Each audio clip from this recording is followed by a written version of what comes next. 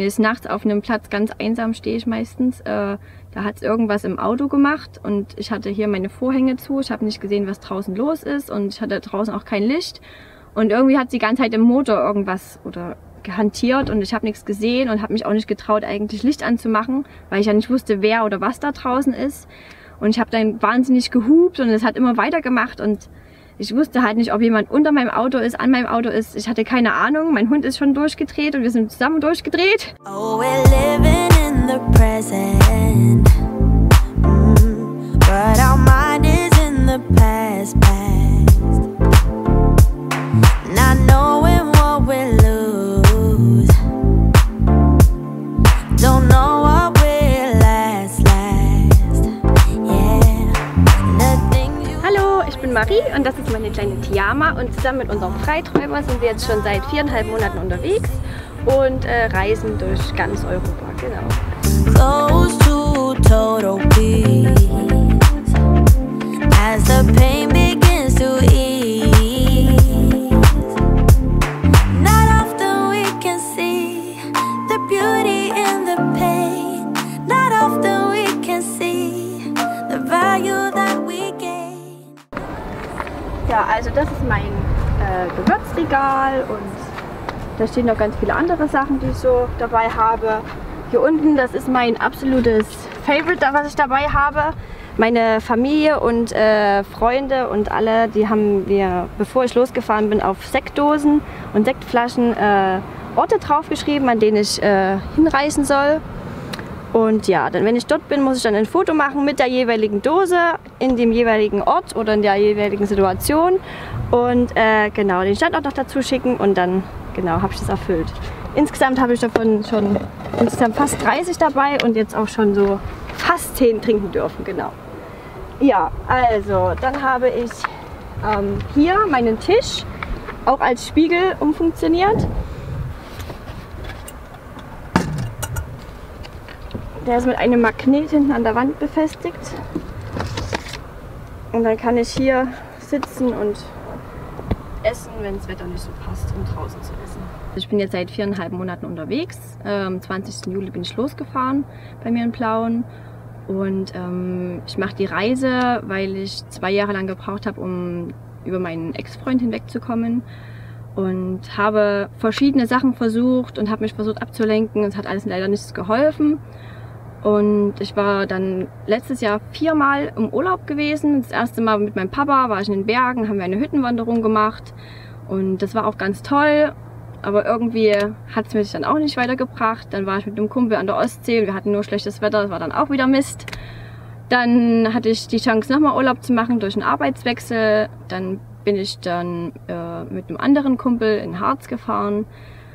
Ja, da gab es dann irgendwie ganz großen Streit zwischen uns und der Urlaub war zum 3. Mal im Eimer.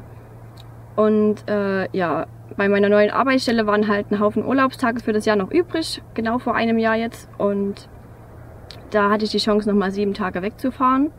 Und dann habe ich entschieden, ich muss erstens alleine fahren, damit mir das keiner mehr kaputt machen kann. Und zweitens in ein Land, wo es schön ist. Nach meiner Entscheidung, halt dann nach Portugal zu fahren, habe ich mir ein Mietauto besorgt und bin dann gestartet. Genau, und dann ging es halt alleine von Faro nach Lissabon wollte ich fahren mit einem Mietauto und habe dann in Porto Covo ein Pärchen getroffen aus Köln, die in ihrem kleinen Transporter, wie ich ihn habe, unterwegs waren für ein halbes Jahr, um Europa zu erkunden. Und ich habe die gesehen und dachte so, wow, das ist mein neuer Plan. Und ab diesem Tag, wo ich das in Porto Covo für mich entschieden habe, habe ich keine Sekunde an meinem Plan gezweifelt.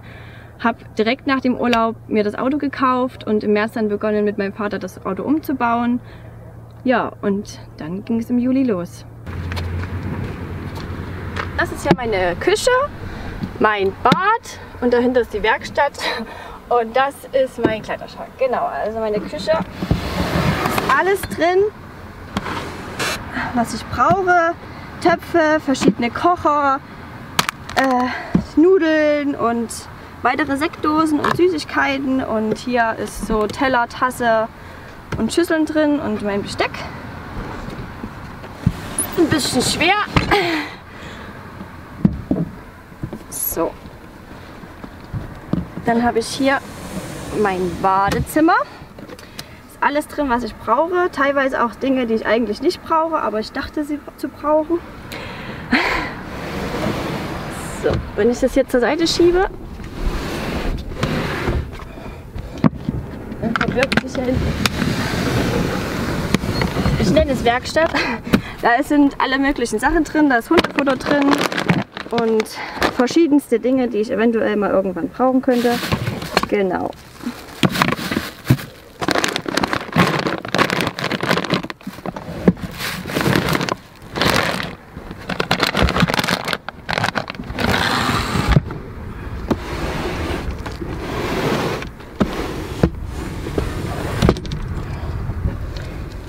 Dann haben wir hier noch meinen Kleiderschrank sozusagen. Genau, da sind hier meine Schuhe drin und hier sind ein paar Schuhe drin und einige Klamotten, ein bisschen geordnet. Unterwäsche, T-Shirts und hier sind meine Hosen. Wenigstens ein bisschen Ordnung. Genau. Und die kann ich auch komplett rausziehen, dass ich auch notfalls mal drin sauber machen kann.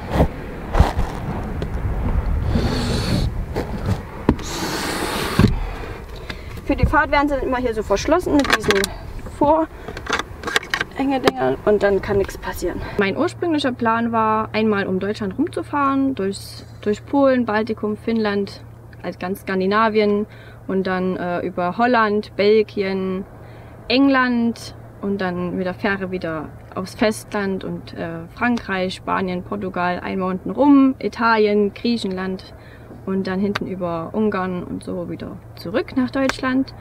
Ja, ich bin losgefahren und dann habe ich gemerkt, irgendwie bin ich langsamer unterwegs, als ich eigentlich dachte. Ich hatte so geplant, ja, ich bin in Finnland nach einer Woche schon, war dann am Ende ein Monat gewesen.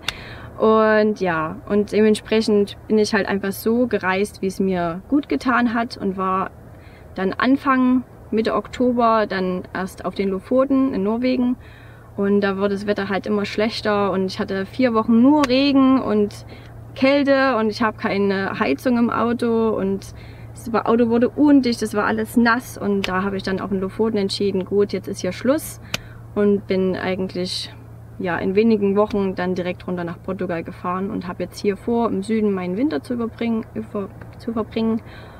Und ja, dann geht's. Wenn alles so läuft, wie ich es jetzt momentan geplant habe, der Plan ändert sich ja immer wieder, geht es wahrscheinlich wieder hoch auf die Lofoten und dann möchte ich meinen ursprünglichen Plan weitermachen.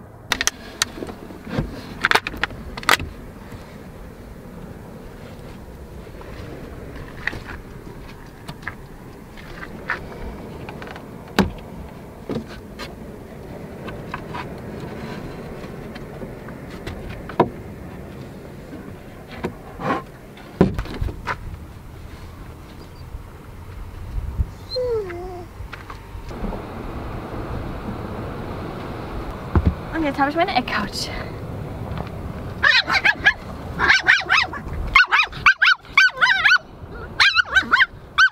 Was mir momentan ein bisschen zu schaffen macht, meine Hündin ist läufig und mir rennen seit 2 Wochen die Rüden hinterher. Und ja, jetzt zum Beispiel auch dieser Bruno, haben wir ihn getauft, der ist auch schon seit gestern, seit ja, über 24 Stunden verfolgt er uns, hat die Nacht sogar vorm Auto draußen jaulend verbracht und möchte uns einfach nicht mehr von der Pelle gehen. Aber naja, so ist es jetzt halt. Also ich bin der größte Schisser, wenn es um die Nacht geht. Ich habe wahnsinnige Angst im Dunkeln. Und ja, aber ich sage mir immer, ich lasse mir von dieser Angst nicht meine Reise oder meinen Traum kaputt machen und ziehe es dann trotzdem deshalb durch. Ich stand schon an Plätzen, an denen es schon ein bisschen gruselig war, wo mir sogar damals die Einheimischen gesagt haben, also wir würden hier nicht mal zu dritt übernachten, hier gibt es einen Haufen Russen und Mafia, also wir würden hier nicht schlafen, aber Hut ab, dass du es machst. Ich wurde dann nachts um 4 von Schüssen geweckt, aber ich denke eigentlich, dass es nur Jäger im Wald waren. Ich habe auf jeden Fall überlebt und ja, ich sage mir immer, ja, wenn es mich nicht umbringt, macht es mich nur stärker.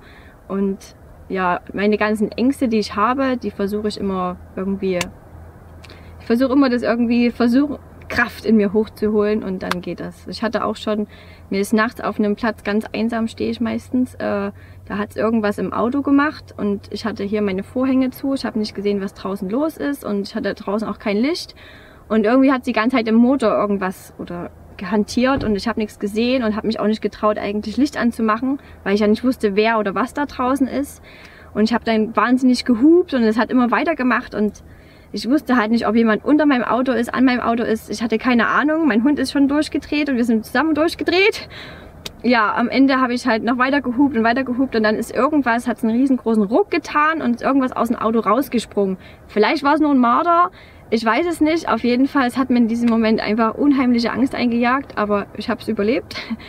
Und dann hatte ich einen Platz gehabt, da stand ich an einer sehr schmalen Straße mal und es war schon gegen um 10 und auf einmal kommen 5, 6, 7 Autos und haben sich alle um mein Auto rumgestellt.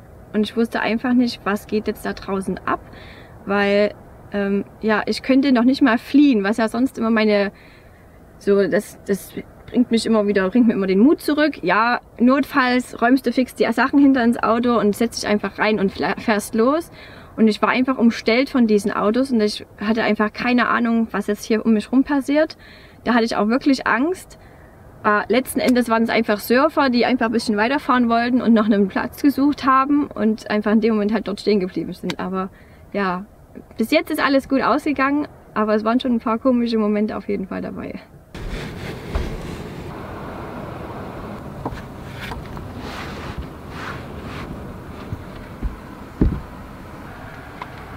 Genau, und wenn ich jetzt Besuch kriege, der etwas größer ist als ich, dann hat er hier drüben 2 Meter Liegefläche neben mir und kann mit mir in meinem Auto mit zusammen wohnen. Also zum Thema Einsamkeit. Ich hatte damit gar keine Probleme, weil das ja letzten Endes der Grund war, warum ich auch losgefahren bin. Ich wollte alleine sein, ich wollte mich selber wiederfinden, selber wieder mich toll finden, glücklich sein und ja, also das Wetter hat mich zwar fertig gemacht auf eine gewisse Art und Weise, aber ich habe meine Tage trotzdem gut rumgebracht. Ich bin auch bei strömenden Regen wandern gegangen und richtig alleine bin ich ja nie, weil ich habe ja meinen kleinen Hund dabei, der mich jeden Tag wieder aufs Neue glücklich macht, dass ich sie dabei habe. Ja, also einsam war ich eigentlich nie bis jetzt, weil die Momente, wo ich einsam war, die waren auch gut, weil ich dann, wie gesagt, ja auch mir wieder über viele Sachen Gedanken machen konnte, auch manchmal vielleicht ein bisschen zu viel, das ist auch der Nachteil, dass man halt niemanden zum Reden hat und dann denkt man über alles ins Detail nach und kommt da auch nicht mehr raus. Aber ja, also Einsamkeit, das ist das, was ich wollte. Ich wollte alleine sein und ich bin nicht einsam, nein. Also in diesen kleinen Tütchen verbirgt sich überall was Verschiedenes. Das sind meine verschiedenen Tees, hier sind meine Taschenlampen und Stirnlampen drin. Hier ist meine Apotheke, reich gefüllt, hier sind Taschentücher. Auf der anderen Seite sind hier Streichhölzer und Feuerzeuge drin, Batterien und verschiedene Lufterfrischer. Dann sind hier verschiedene Schnüre drin und mein Nähzeug. Und im vordersten befinden sich eine Schere und Klebeband und verschiedene Plastiktüten und meine Stifte. Und im ganz kleinen hier vorne sind verschiedene Tüten drin, falls ich mal welche brauche. Unter meinem Fahrersitz verbirgt sich noch eine zweite Batterie, die übers Fahren geladen wird. Und dadurch geht hier Strom nach oben. Und genau, ich habe hier eine LED-Leiste auf meinen Holzbrettern entlang. Die geht einmal rum. Ich habe vor 2 Jahren angefangen mit Geld sparen, weil ich mir ein neues Auto kaufen musste. Weil mein altes, das ging noch bis letztes Jahr, hatte das noch TÜV und danach war klar, das ist dort der letzte TÜV gewesen. Habe also schon vorher gespart gehabt und letztes Jahr wollte ich mir kurz vorm Urlaub eigentlich mein neues Auto kaufen. Habe das aber aus Zeitgründen nicht mehr geschafft und danach hatte ich ja schon die andere Idee und habe dann das Auto direkt abgesagt und hatte sozusagen schon ein gutes Startkapital fertig gehabt. Und dann habe ich wie jedes Jahr schon auf dem Weihnachtsmarkt gearbeitet, habe dort richtig viel Geld wieder ran geschafft und habe unheimlich viel letztes Jahr gespart, seit Dezember bis Juli, so dass ich ja wirklich sehr, sehr gering gelebt habe, aber ich wusste, wenn ich das weglege, dann habe ich es für meine Reise. Und ich habe sehr, sehr viel sparen können und so kann ich eigentlich mindestens locker 1 Jahr reisen, ohne überhaupt einen Handschlag zu tun. Also ursprünglich war geplant, bevor ich losgefahren bin, dass ich immer mal auf den Campingplatz fahre, dort Wäsche wasche, dort mich Und dann war ich aber ja im Sommer unterwegs und das Wetter war so perfekt, also habe ich es dann nur noch draußen gemacht.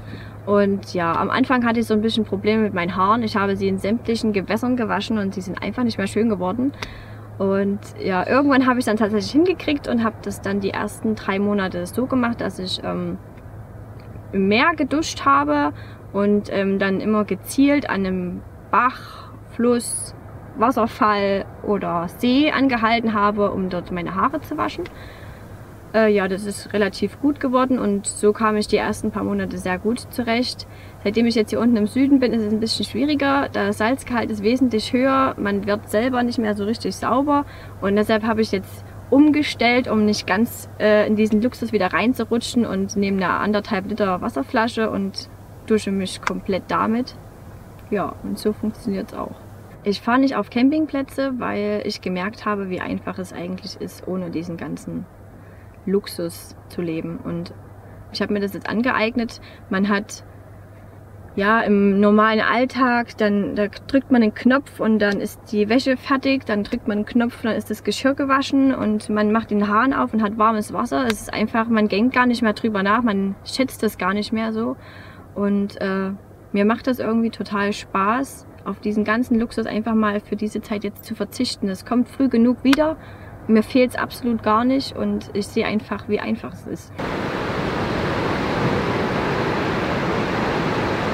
In Norwegen, als ich von Norwegen aufgebrochen bin, bin ich schon 9 Stunden unterwegs gewesen und dann war plötzlich Glatteis und ich habe versucht noch zu bremsen, es war dann leider schon zu spät und ich bin mit 70 in die Leitplanke gedonnert und habe Angst gehabt, aus dem Auto auszusteigen, weil ich nicht wusste, was passiert ist. Und ich hatte wieder Glück, weil direkt nach dieser Kurve war einfach eine Parknische und da waren wahnsinnig wenig Parknischen und die war direkt dort und ich konnte dann gerade so noch da reinrollen und kurz danach kam schon wieder ein LKW mit einer hohen Geschwindigkeit angebrettert und ja, hätte ich diese Parknische dort nicht gehabt, hätte er mich einfach überfahren und bis jetzt war es immer so, dass ja, wenn ich auf mein Herz höre, es wird irgendwie immer gut und ich mache mir deshalb auch keine Sorgen mehr, weil ich mir sage, wenn ich auf mein Herz höre, dann wird die schlimme Situation gleich wieder zu einer guten Situation. Und das mache ich jetzt allgemein bei allem, was mir passiert. Denke ich da so lange drüber nach, bis ich das Gute aus dieser Sache herausfiltern kann. Wenn ich zum Beispiel Menschen kennenlerne, mit denen es vielleicht nicht so cool klappt, dann denke ich darüber nach, warum hat es nicht geklappt und kann für mich irgendwas ganz Tolles daraus ziehen, was mich wieder weiterbringt und was mir dann immer wieder Kraft gibt, weiterzumachen.